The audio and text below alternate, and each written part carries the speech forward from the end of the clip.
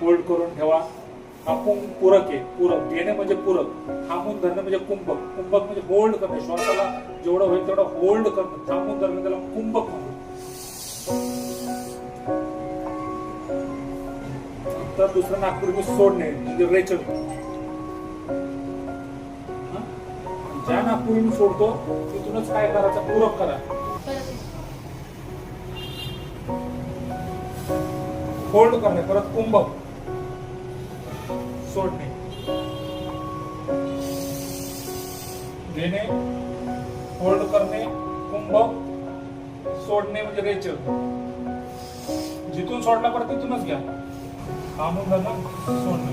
जेव्हा तुम्ही थांबेस, चिडचिडपणा, राग येणं, झोप चांगली लागते आणि मानस आजार होत नाही, फ्रेश राहतं. माइंड फ्रेश तर पोट पण फ्रेश ऑटोमॅटिकली होतं. जेव्हा आपलं पोट साफ होत नाही ना तेव्हा थोडंसं माणूसला पण थोडासा त्रास होतो. असे पूरक कुंभक करायचं, 5-10 मिनिटं करायचं सकाळी. आता दुसरा व्यायाम आपण शिकवतो कपालभाती. तुम्हाला पित्ताचा त्रास आहे ना, त्या ऍसिडिटी म्हणून आपण एक कपालभाती करतो, तो बघून घ्या एकदा. श्वास बाहेर फेकायचा.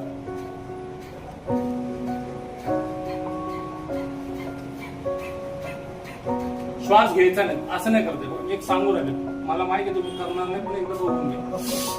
असं झटका नाही द्यायचा. श्वास बाहेर फेका, पोट आतमध्ये काढा.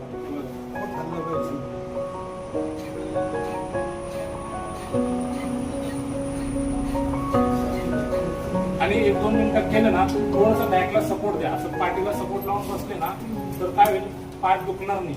आणि दुखली तर पण करायचं, परत चालू करायचं. हे बघा, सायमल्टेनियस व्हायला पाहिजे. श्वास बाहेर फेकला, पोटात. श्वास बाहेर फेकला, पोटात. बघा, हे कपालभाती. याने काय, पोटाचे आजार म्हणा, पित्ताचा आजार म्हणा, अपचन म्हणा, ढेकर म्हणा, पोट साफ न होणं म्हणा, हे करायचं. पण हे प्राणायाम कपालभाती कधी करायचं, उपाशी पोटी सकाळी करायचं. उठल्या बसल्या, आंघोळ झाल्यानंतर करा, जेवण झाल्यावर नाही करायचं. ते करताना तर रोज प्रयत्न तर करू.